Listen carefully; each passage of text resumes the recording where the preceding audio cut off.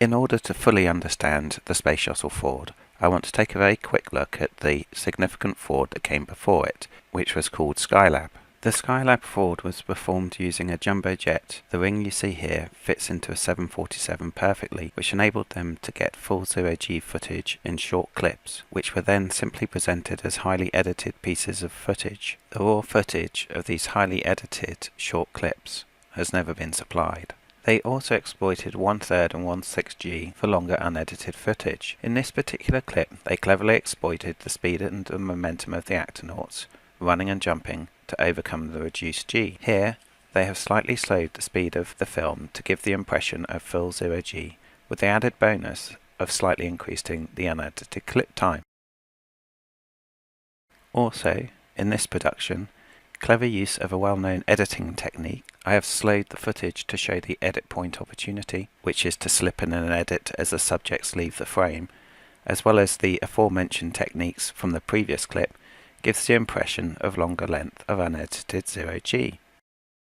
They also use studio work, with wires and harnesses hidden with poor quality recording and motion blur from a slow frame rate.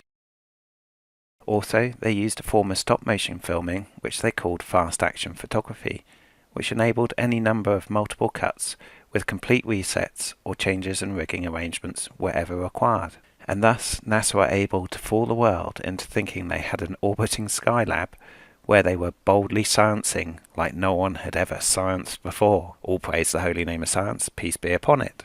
The withholding of raw footage is a pattern of fraud that continues to this day, where an unsuspecting and undemanding public take whatever they are given by NASA, and there is no obligation on the part of the fraudster to publish the raw footage after each mission or expedition, despite the trillions and billions and millions spent on the space industry. In my last communication with NASA at the time of publishing this video regarding the Skylab raw footage FOIA request, they said they were not even sure it exists, and if it does, they could not give a crap about finding it for the paying public to see, paraphrasing of course. This is all especially sick now, as there is the medium of YouTube to make all sorts of raw footage available to us. The importance, though, of covering the Skylab fraud first, before addressing the Space Shuttle, is that NASA learnt lessons and built on the techniques I have just mentioned, as well as for you to understand that there are errors consistent with a fraud in all NASA missions. But most importantly, that born out of the experience of defrauding the nation with Skylab, came forth the desire for longer periods of substantial and flawless zero-G footage. The mechanical and physical nature they had to set about this, because CGI had not yet been invented, led to NASA conceiving and giving birth to the zero-G shuttle. I don't want you to think that the zero-G shuttle was just a flash in the pan, a moment of genius. It came after years of hard work from NASA, lying, cheating and deceiving. Let's not underplay it either. The zero-G shuttle was truly a masterpiece in their repertoire of criminal activity.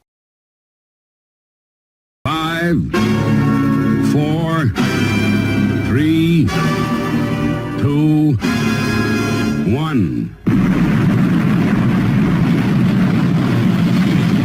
Thunderbirds are go.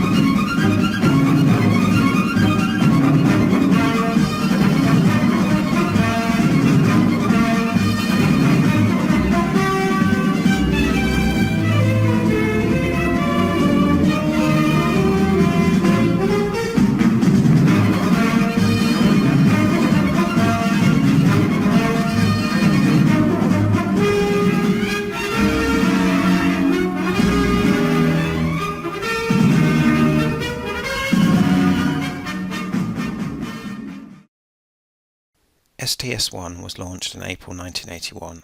There were 135 missions at a total cost, in 2011 adjusted figures, of $196 billion, which averages out at $1,451,850,000 per mission.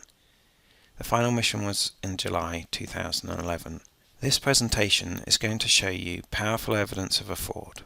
evidence consistent with a fraud, and a pattern of fraud that ties in with cinema special effects rather than the developments in film recording technology. The only evidence we have is the footage produced by NASA. There will never be an investigation that is launched by the powers that are, which will expose the fraud. However, there is enough evidence for any reasonable-minded person interested in truth to be able to see it. No degree in engineering is required. I've spent my own money on Freedom of Information Act requests with NASA, watched endless hours of footage, and am now ready to show the role the Space Shuttle played in the Great Space Hoax. I've invested this time and money and energy so we can better understand the fraud. I know people, generally speaking, don't have the time to invest, so these are my considered conclusions of the investigation. The Space Shuttle was in fact a glorified zero-G plane. NASA exploited the extended, flawless zero-G footage it offered in the post-flight press conferences, with the added bonus that the astronauts had the hugely extended zero-G freefalls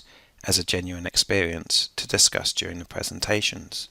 From the early days, they also combined the perfect zero-G footage with studio performances done with wires and props in low-resolution video to help hide the fraud. With the invention of post-production CGI, the footage again changes, and they're able to offer better effects of the longer, more substantial apparent zero-G. However, if this were not a fraud, such footage would have been available because we already had the recording technology from the start. With the invention of live CGI and augmented reality, they were finally able to rest the zero-G shuttle confident in their ability to fool the public without it. I shall now prove this to the greatest extent I can, without the authority to kick down their door and raid their premises. NASA is nothing more than an overpriced magic show. Once you see the tricks, it's rather embarrassing for the performers and those that think somehow NASA are being of service to us.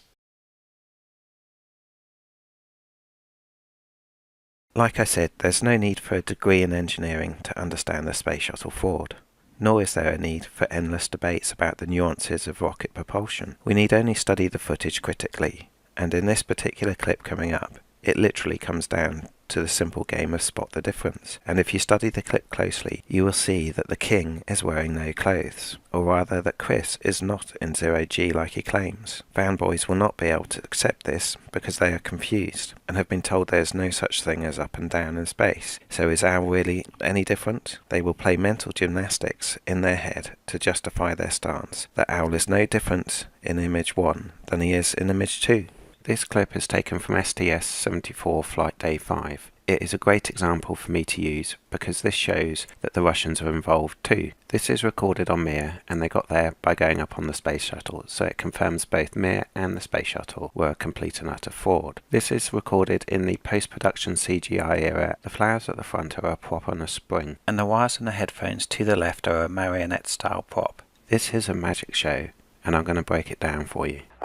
Also, as you can see, we can sit anywhere we want when we're in microgravity. So the whole sense of up and down changes. And it really doesn't matter which way's up. It just becomes arbitrary. And it's amazing how quick you adapt to that. But the body adapts very quickly. It's kind of surprising, really. You wouldn't think after millions of years of evolution there'd be any reason for the body to adapt to microgravity, but it adapts very well. I want to show you the difference between genuine zero-G recorded on the zero-G shuttle in freefall mode versus what Chris has just done. Please note the lack of effort required on the push-off with just his fingertips to get sufficient momentum to do the turn. And then as he comes back around here, he does another tiny push-off with the tips of his fingers, and that's sufficient momentum to get all of those turns. Now I want you to understand the scene with Chris in is just a magic trick. It is done in the studio, and here it is. Can you see the difference? It's really obvious once you see it. This scientific harvest of errors comes because NASA wanted to do live interaction with people on the ground to strengthen the spell. So here we go. Chris puts his hand onto the table and grips the table. He then pushes up from the floor, which should, if this was in genuine zero-G, have given him enough momentum to complete the manoeuvre.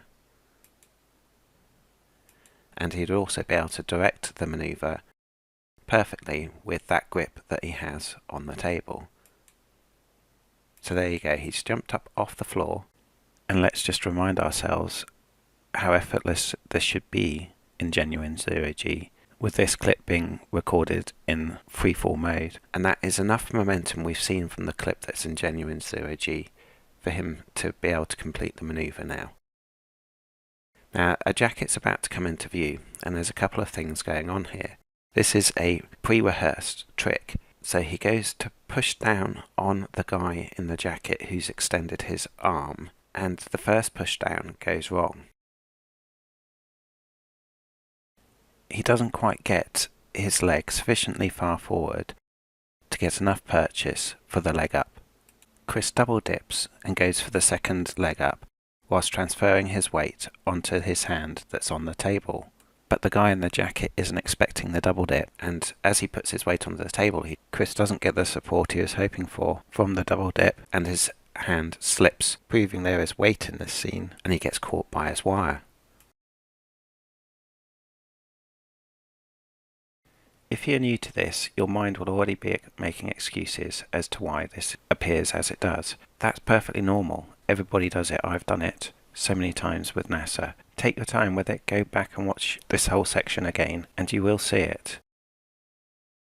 The guy in the jacket panics and starts moving up as far as he dare. He's got no idea what's going on. The guy on the left sees that it's all gone horribly wrong and decides to get involved by giving a push.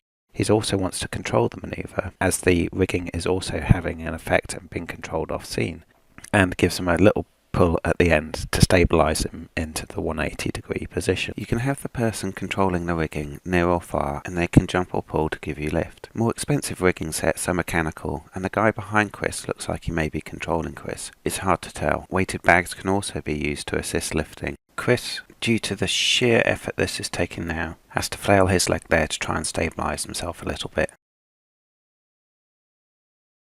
Remember, Chris hilariously assured us there's no such thing as up and down, and yet there he is, exactly 180 degrees from the position he started in.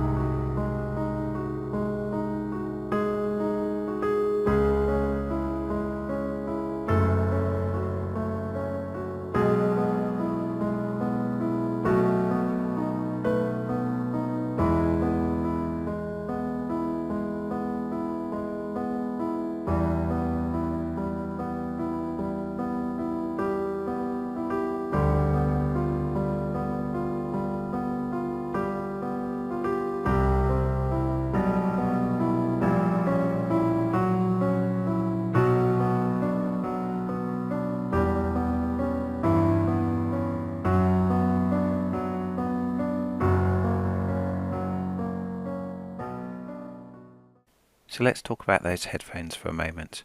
We know they are not in zero-G, like we know these are not real dinosaurs chasing this man. So either they are post-production CGI, which would require an opportunity to do that work, or they are a prop. Let's just see how much effort can go into making a prop.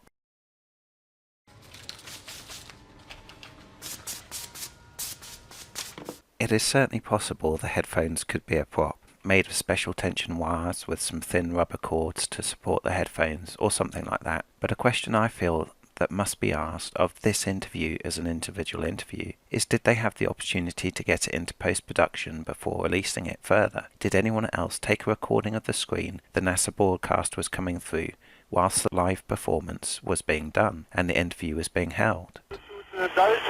The flights are continued. So we can see here in the Russian interview just before the American interview the appalling image quality, but there is a record of what the Russian interviewers were seeing. This is very rare and almost non-existent with NASA in this era, so we may never know the how of the headphones, but I think NASA would have the opportunity in this era to perform the interview, say they will send a better quality recording from HQ as soon as the shuttle lands, and therefore be able to do post-production work if it were needed. Overall, the image quality is pretty poor, and mostly they use props from all the interviews I have seen. I just want people to understand. In some interviews in this era, there was that opportunity. So let's take a quick look at this rare clip where we get glimpses of what the audience were actually seeing, because it proves the technique NASA used, whilst not particularly significant for this interview, is important for the how of the fraud on other interviews. Here we see NASA using a similar technique as the Russians, with a reduced visual quality for the live audience, with the added bonus from NASA's perspective of a smaller screen a fair distance away from the audience. This is recorded at the Marshall Press Center, so we can assume a good number of interviews at this time from NASA's press centers were held in this format. What is not immediately obvious though is that we can see from this clip that NASA are reducing the viewable screen size for the live audience. Let's take a closer look. I have zoomed in on the screen, but ensured that we can clearly see the borders of the television. We can see in the top right that the light fills right to the corner in the live view, but we can see in the post-production view that we seem to be behind some sort of a frame. We can also see above the actor's head in the foreground a marker where we can compare what can be seen on the edge of the screen between the live recording and the post-production recording. We can see it's definitely a bigger frame of view in the post-production. The top left we can see that the available view of the item is smaller in the live view than in the post-production view. Above and to the center is an item which is obscured from view in the live view. It is hard to get an exact replica between the two images because the live view is a recording of a screen. However, it being a recording of a screen does not account for the differences observed. The differences observed are proof that the image NASA show the audience is not the same as the post-production piece, and it is proof they are reducing the viewing frame and the image quality for the live broadcast, which gives them the opportunity in this post-production CGI era to add in a floor or ceiling for the post-flight release. So here we see the same behind-the-frame post-production view that we saw in the last analysis. It is clear from the audio interaction with the interviewers that they can see what's going on. But what is not revealed, because what we are watching is the post-production version, is the vision quality and the framing size they are watching. So watch this now. By applying the same technique I have proven NASA use, we can get rid of the ceiling. This means that access is now granted for the wirework from the top, which explains how this film was made. The roof image is added in later as post-production effect. Generally speaking, in the shuttle era, due to the size of the shuttle, in any given interview, if the ceiling was in view, then the floor was not, and vice versa, giving NASA the opportunity to easily have wire access depending on the direction the actors were hanging. In the live interviews, the footage showing was taken with the Space Lab configuration in the payload bay, so it's not the normal location for an interview on the Space Shuttle, but worthy of showing. I want to lighten the mood just for a moment and go back to the last interview, which I believe was recorded upside down, and show it at speed with the correct orientation, with the views of the interviewers edited out. But first, I want to show you this. Get ready to be disorientated. You know, that was a pretty impressive stunt. The people down at the dock certainly thought it was cool. But you know, it's not quite the same as performing a really great trick in front of a live audience. You're going to be seeing some pretty miraculous sleight of hand. Now, I imagine you people watching it on TV might be a little skeptical. The tricks that we've worked so hard to accomplish by natural means are not amazing at all when you use cuts, edits, computer effects, or other television cheating. So just to keep reminding you of the live studio audience keeping us honest, every so often I will yell, "Are we live?" And if you're seeing live here in the studio exactly what they're seeing on their TVs at home, you say, "Yeah." Let's try it once. Are we live? Yeah! Now, a little bit earlier, you saw me handle a deck of cards, but my partner, Teller, is the real pasteboard handler of the team. Teller, show him your rising card. But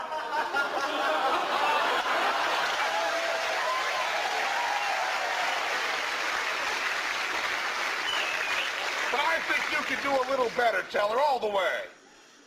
Woo! And if that ain't enough, how about the rising cards? Are we live? You know, I've sure been enjoying your country's fine teas every afternoon, but to add a little excitement to our tea time, I invented this trick, the bouncing scone. Yep, it bounces like rubber, and yet Fit for the Queen. Are we live?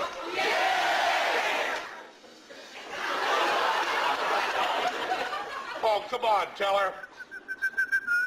Up your comedy magic tricks again. Get rid of that thread. Take her up, Robbie. Come on, Teller. There you go. Dancing handkerchief. Okay, enough. We can do one better than the dancing handkerchief. How about the floating light bulb? Strings or wires there, you'd be able to see them. But there is still one wire, so just to make sure you're impressed.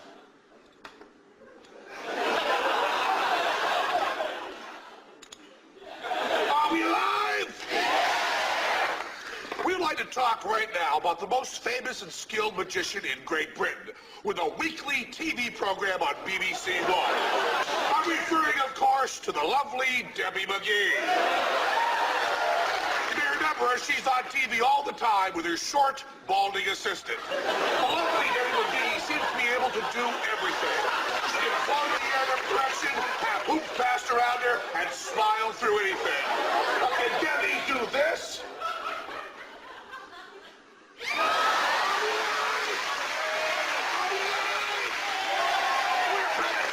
We are better than Debbie McGee.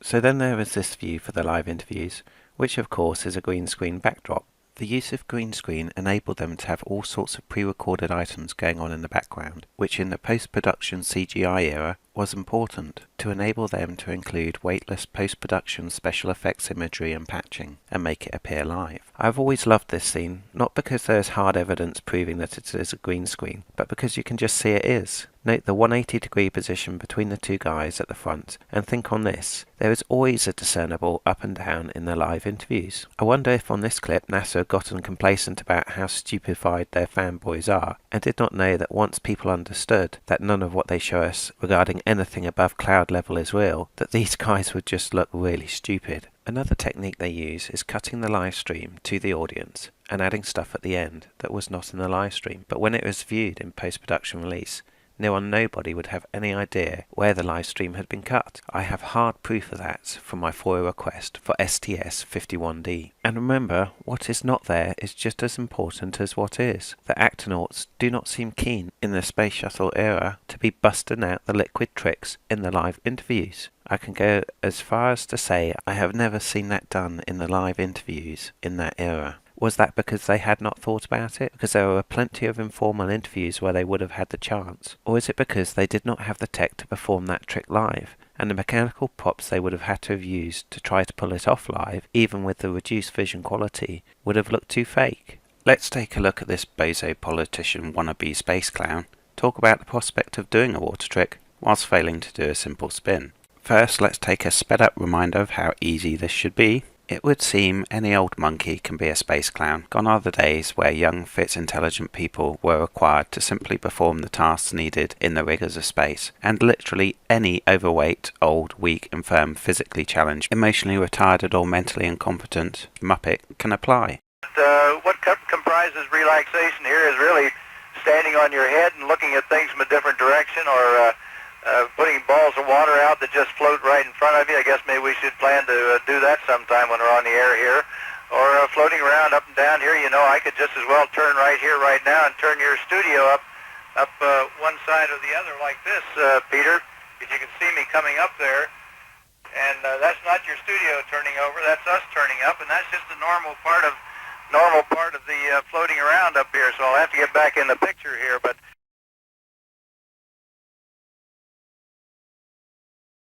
So let's start at the end. This is STS-135, flight day 13, the last day of the last shuttle mission. Here we can see they have a live CGI necklace, not in this clip, but also towards the end of the shuttle era. They have live CGI patches, such as loose-fitting floaty watches. In this scene, we have the sense of up and down. Whilst it is always possible to discern there is an up and down, sometimes it's hard to say if they're hanging upside down or not. Here, the magician's hand movement gives it away, and normally they would have an invisible wire when giving the mic airtime, but for some reason they went with using the microphone lead. The mic on a lead is the preferred tool of deception for the shuttle live interviews, because the lead has offered so much over the years prior to the live augmented reality era. It offered the ability to restrict the movement of the less talented space clowns. These guys got caught in their strings a couple of days ago. We'll cover that in a moment. I guess that's why they've been put on a leash. To prevent the ability to show off a mic spin, but allow for the more talented live magician monkeys, actonauts, to perform straight short and long ball airtime mic passing. But I will remember the wired microphone best for its ability to add to the general ambiance of faux zero-G.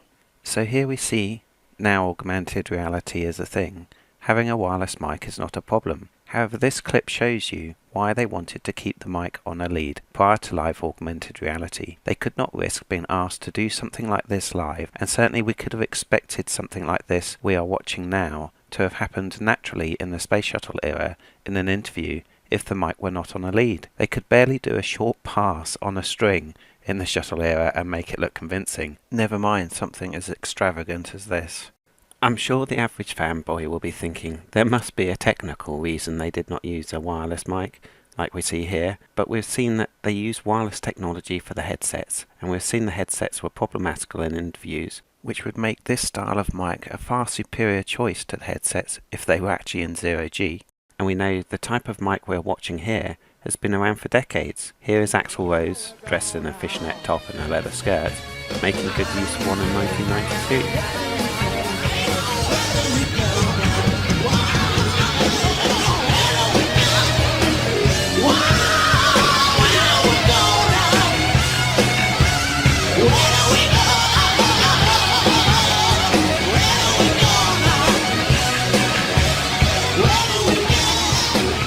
Boy, Axel, calm down.